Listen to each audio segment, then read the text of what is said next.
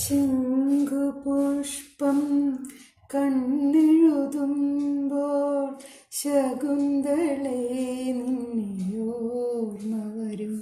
ആ ശംഖുപുഷ്പം കൊണ്ട് നമ്മളൊരു പുതിയ സാധനം ഉണ്ടാക്കാൻ പോവാണ്. ശംഖുപുഷ്പം പറിച്ചുകൊണ്ട് വന്ന് നല്ലോണം പച്ചവെള്ളത്തിൽ കഴുകാനിട്ടേക്കാണ്. ഇനി ശംഖുപുഷ്പം വെള്ളത്തിൽ നമ്മൾ അടുപ്പിൽ വെച്ച് നല്ലോണം തിളപ്പിച്ചെടുക്കാം. ശംഖുപുഷ്പം തിളപ്പിച്ച് വെച്ചത് നല്ലോണം തണുത്ത് വെച്ചിട്ടുണ്ട്. ഇനി നമുക്ക് നമ്മുടെ നാരങ്ങ വെള്ളം. എന്തൊരു കളറല്ലേ, കളറ് കണ്ടോ? ശംഖുപുഷ്പത്തിന് ഇപ്പോൾ ഒരുപാട് ആരോഗ്യപരമായ ഗുണങ്ങളുണ്ടെന്ന് പറയുന്നു. അതിനൊന്നും ഞാൻ പറയുന്നില്ല, എല്ലാവർക്കും നല്ലതാണിത്. ഇനി നമുക്കതിനകത്തേക്ക് നമ്മുടെ നാരങ്ങ പിഴിഞ്ഞെടുക്കാം. എത്ര നാരങ്ങ നമ്മൾ പിഴിയുന്നേ? നമ്മൾ 2 നാരങ്ങ, രണ്ട് ഫുൾ നാരങ്ങ 4 പേർക്കുള്ളത്. ഓക്കെ. ഈ നാരങ്ങ പിഴിയുമ്പോൾ അതിന്റെ കളറ് മാറുന്നുണ്ടോ? നേരത്തെ നല്ല ബ്ലൂ ആയിരുന്നു, ഇപ്പൊ ആ കളറ് പതുക്കെ മാറി വരുന്നുണ്ട്.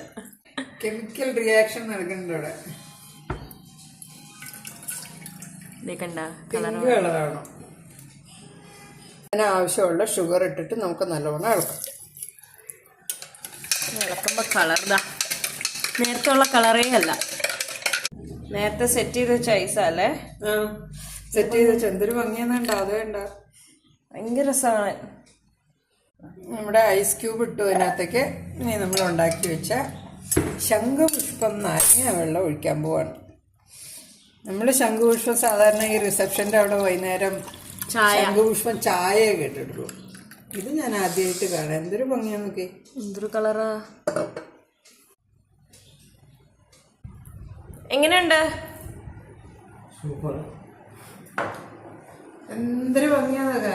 ഹെൽത്തി നാരങ്ങ വെള്ളം സൂപ്പറാ.